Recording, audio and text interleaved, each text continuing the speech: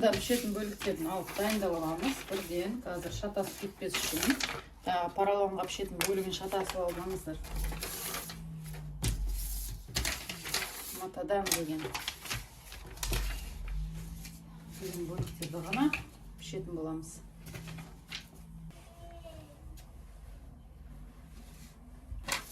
Мына бөлшегін былай қойып аламын да мен.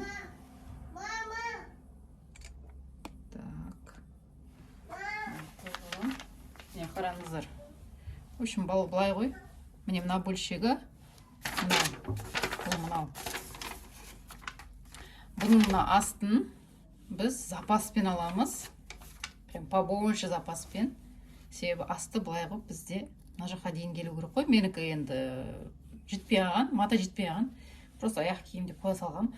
А так как істеген кезде аккуратно істеңіз, аха. Былай. Тем более, егер прокатқа емес, егер бір үйлерге кетіп беретін болсаңыз, аяқ киім аккуратны болу керек. Мына жерге дейін жететіндей қылып, солайға баластыр. Міне мынаны пішеміз. Мына бөлшектерді пішкен кезде, бұл бүктеме болады бізде. Бүктеме қылып пішеміз бұны. Міне былай бүктеп пішеміз.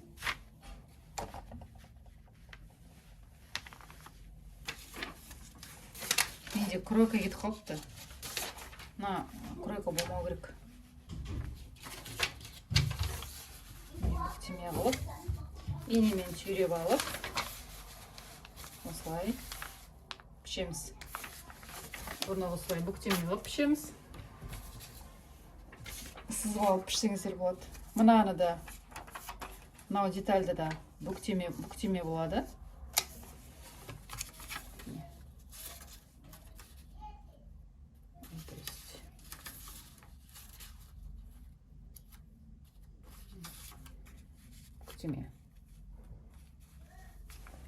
Осылай қойып аласыздар. Мына бөлшек, бұл да бүктеме. Осылай қойып алып, енемен түйреп тігіп аламыз. Мына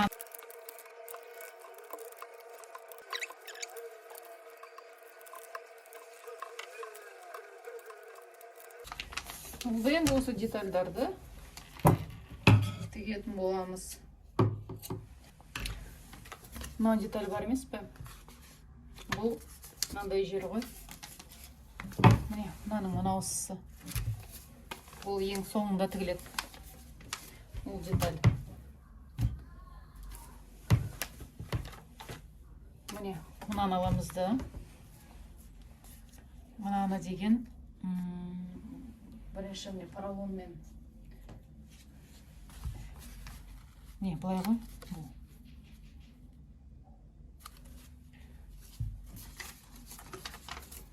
Мынаның мына жағы қосылады.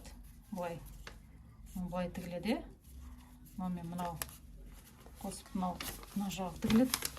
И мына жағы тігіледі.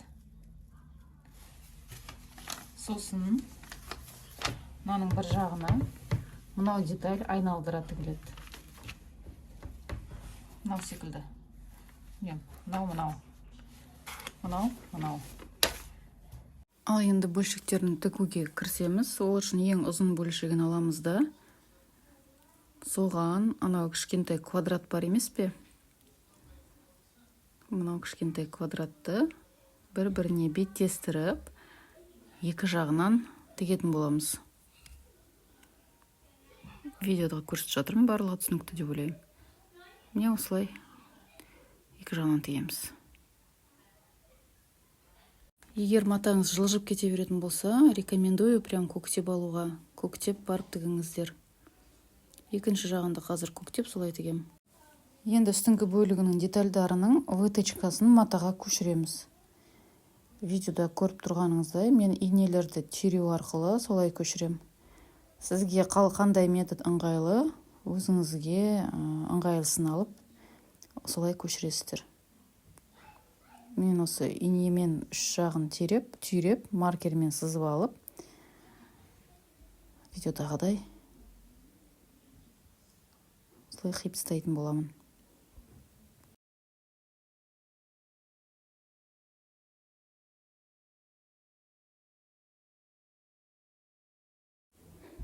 Міне енемен түйреген жерімді мен сызып алып жатырмын. Кейін бұны қиыстайтын боламын. Енді осы жерлерін бір-біріне беттестіріп тігіп аламыз. 1 сантиметр етіп тігіп алатын боламыз. Мына ұзын бөлшегінің центрін тауып алып жатырмын мен. Центрін тауып алып, енемен түйрейміз. Видеода көріп тұрғаныңыздай. Кейін ана бөлшектің центрі ол алдыңғы тігісі. Алдында тігіс тұр. Сонымен центровкасын беттестіреміз. Оңымен оңға. Беттестіріп алып, түйреп аламыз да, енемен түйреп алып, бүкіл жерін айналдыра тігіп шығатын боламыз. Міне мен көрсетіп жатырмын. Осылай айналдыра тігесіздер.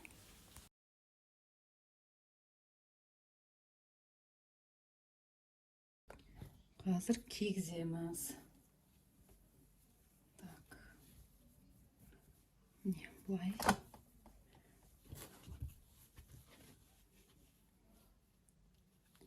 Тігісін бұлай келтіріп.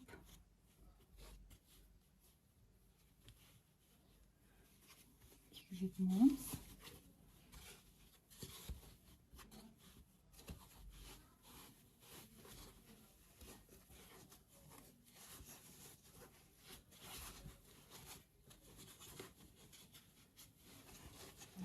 Тігіс мынаған келу керек. Тігіс мынаған келу керек.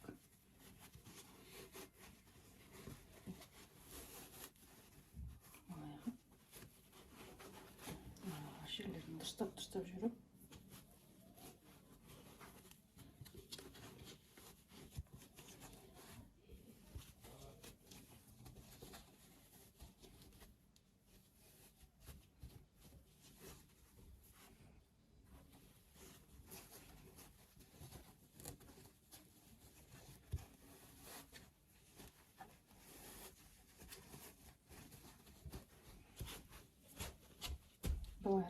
Расправлять етіп, осылай келтіреміз.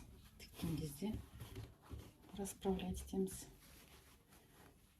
Мыналарды, мына жерлерін бұлай қосып тігеміз. Мынандай жерлерін. Мына жер расстояние азғантай ғана болса, бұлай кесіп тастасаңыздар да болады.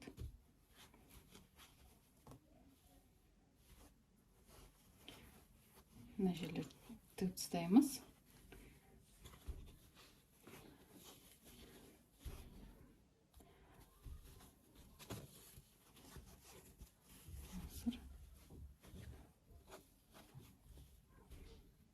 Мен мына жерді кішкене кесем өзіме.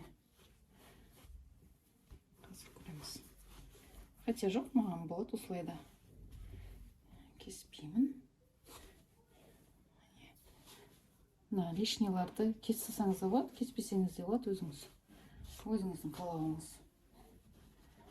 Тартып. Поролон деген созылмалы болады, ыңғайыңа келеді поролон бір жақсы жері. Осылай мына жерлерін қолмен тігіп тастайтын боламыз. Ол үшін бірінші мына жерге синтепон саламыз, значит, ісіреміз біз. Синтепон салып ісіру керек болады. Жерді ісіретін боламыз. Синтепух болатын болса, үйлеріңізде вообще жақсы болады негізі. Синтепухпен салған. Міне бұлай. Бізге мына ұшын ісіру ғой. Біздің задачамыз. Солай бір келкі қып саламыз мына остаткілерден. Солай салып шығамыз.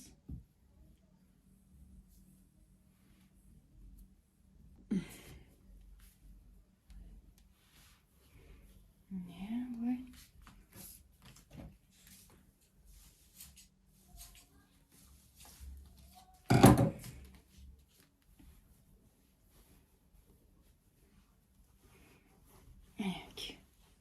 Міне, ісіріп алдық.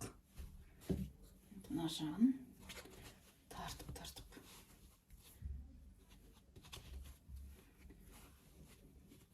клейлеп тастасаңыздар да болады, мына жерін тартып та. Былай. Бірақ мен өзіме тіккен ұнайды клейлегеннен. Мен қазір мына жерлерді былайынан тігіп шығамын. Бірінші мына жағын тігіп аламын. Келтіріп.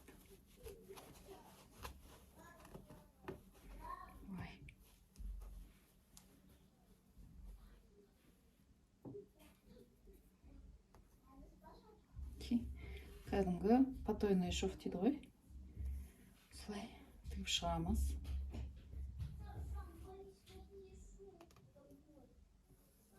Бірінші мына жағын тігіп алып жатырмын, мына жағын тігіп оңай болу үшін.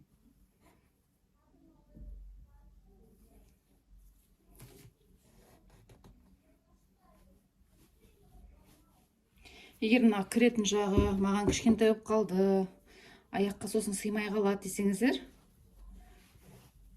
мына жерінен тағы да қысқартсаңыздар болады. Былайынан, міне, былайынан бүйтіп. Мен дегенім, кожадан тіксеңіздер, вообще күшті болады. Эко кожа бар ғой, сонымен тіксеңіздер. Егер машинкаңыз жараса оған, ол үшін шагающий лапкама, сондай бір приспособленияларыңыз болу керек, оны тігу үшін. Машинкаңызды құртып алмаңыздар. Сосын бытовой жай машинкада кожамен тіккен, келіңкіремейді, енді лапкасын специально алсаңыз болады.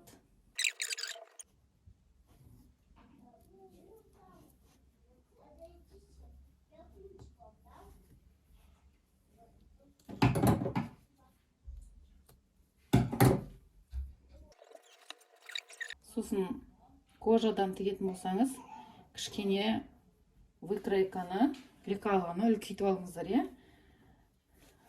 2 сантиметрге даже үлкейтіп, сөйтіп алыңыздар, кожамен тігетін болсаңыздар. Кожамен былай тартып тігуге себеп ол келмейді ғой. Свободно тіккен жақсы, кожамен тіккеннен кейін. Сол үшін сол жағында ескеріңіз. Басқаша аяқ киімді тігуге болатын еді.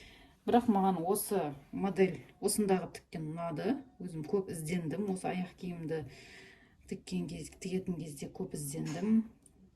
Ресей мастерлерінен қарадым. Сосын өзіме осы формасы. Ал. Мен мына жағын все-таки тастаймын. Қалың болғаннан кейін осылайша болып тұр. Алып тастаймын. Ешін керек емес. Осындай жұмыс істеу барысында всегда корректировкалар болады. Потому что бұл поролонмен жұмыс болғандықтан идеально бәрі келмейді. Всегда әрдайым лекала болғанымен әрдайым корректировка болады. Себебі бұл киім емес қой сізге. Осындай корректировкалар болып тұрады. Мына жақтарын, мына жерлерін қиып тастасаңыз да болады. Осылай келтіріп алып, енді жаңағы принциппен тігеміз. Жан-жағын потойный шовпен.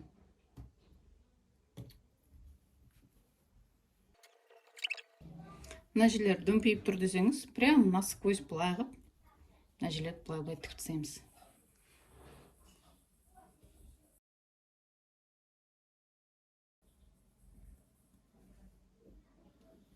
Осылай насквозь.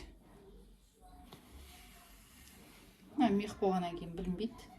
Мына пайеткіден де қатты біліне бермейді. Тоже насквозь тіккем, қатты білінбейді. 2 сантиметрлік поролонмен де аяқ киімін тіксеңіз болады.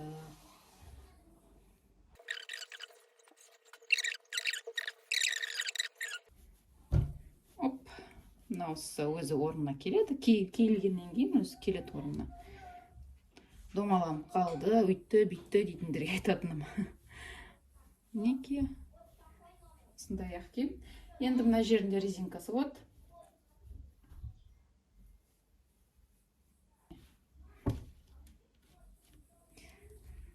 резинка саласыздар. Оны да насквозь тігесіздер. Мен секілді, мен де насквозь тікем осылай. Мынау деген бар ғой 2 жылдан асты. Көрдіңіз бе? Әлі сөктілмеген мынау. Қорықпаңыздар былай істеуге. Біреулер былай немен специально аяқ киімге арналған немен қаптап не істейтін, клейлеп тастайтындар, тігіп тастайтындар болады. Солай істесеңіз, солай істеңіз, өзіңіз білесіз. Мен просто көбіне детский садтарға менде алатын болғандықтан, сосын аниматорствомен заниматься еткендіктен қазір тоқтатып тұрмын пока аниматорствоны. Сол үшін мен осылай жасадым, менің аниматорларым, чтобы зданияның ішінде осылай киініп жүрсін деп. Себебі мынаумен киініп келсе даладан, бұл далаға кигеннен кейін мынау табаны бүлінеді ғой все равно. Оны қашанғы жуып жүресіздер мысалы. Сол үшін аяқ киім киетін кезде аяқ киімін бүйтіп саламын да мен астына, салып аламын да аяқ киімді. Былай созылады ғой бұл. Сосын аяғымды кигізіп ішінен былай киеді. Мынау аяқ киім тұрады мына жерде. Аяқ киім сыртынан да киіледі бұл. Менің күйеуім да киді, өзім де кидім, маған келеді. Енді болды дегенде бізде еще тағы бір бөлшегі бар, айтпақшы. Мына бөлшегі бар бізде. Осы бөлшегін біз тігіп аламыз. Машинкада бір жағын, екі жағын тігіп аламыз, сосын кигіземіз. Міне, екі жерін тігіп келдім мен. Енді ұштарын қойып тастаймыз. Аудару үшін, бізге оңай болу үшін.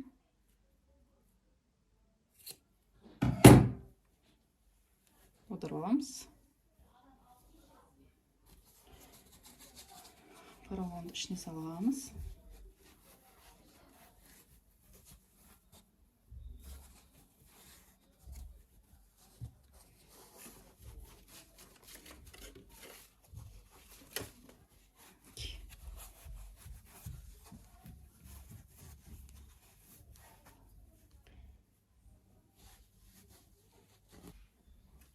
На 2 сантиметрлік поролон керек обязательно. Себебі мына өте қалың болып кетті. Мен бұны бөлемін қазір.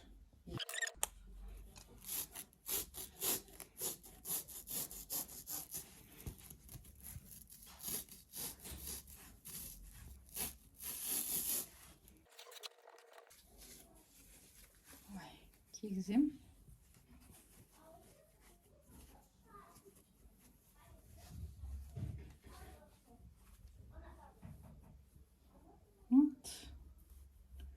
Осылай тістеймін. Мына жағын тігіп аласыздар. Потайной шовпен жаңа көрсеткендей. Мына жағын тігіп алдым. Олай алып, бір-біріне қазір қоса қоямыз. Бір-біріне қосып тігеміз. Бұлай қып.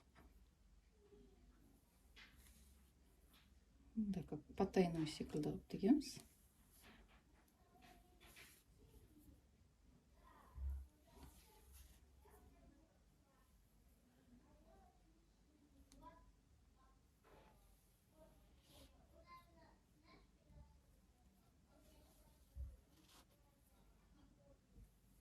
Бірақ мен ананы клейлеп істегем. Клейлеп істесеңіздер болады.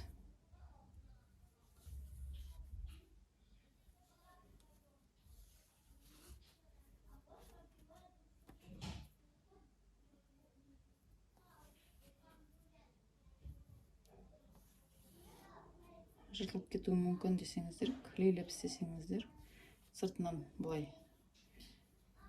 Мына жерлерін тігесіздер ғой, в любом случае. Клейлеп істесеңіздер де болады. Енді мынаны прям насквозь тігеміз. Бізде жыртылып кетпеу керек қой. Мех болғаннан кейін солай тігіп жатырмын. Кожада сіздер былай тіге алмайсыз в любом случае. Кожада себебі барлық шовтар көрініп тұрады, е? Мынада көрінбейді ғой. Сосын бұны хоть как можно. Лучше мех или пайеткадан тіге беріңіз.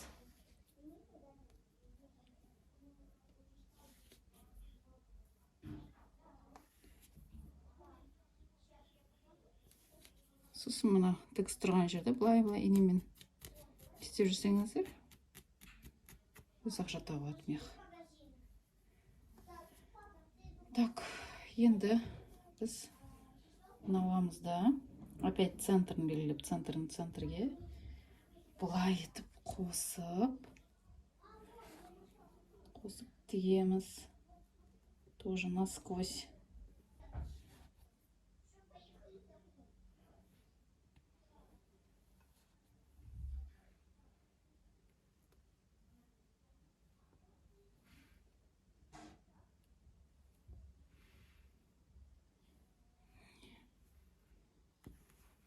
Не осылай айналдыра тігіп шығамыз жан-жағын. Келтіріп, созып дегендей. Мына жерін тағы қысқартам дейтін болсаңдар, қысқартасыздар. Мынаны үлкейтем дейтін болсаңыздар, тоже үлкейтуге болады. Барлығы өзіңіздің қолыңызда ғой. Мынаны айналдырып, жаңағы методпен, мен көрсеткен методпен тігіп шығу қалды. Болды, сонымен біздің аяқ киіміміз аяқталды. Мынаның бәрі дұрысталады.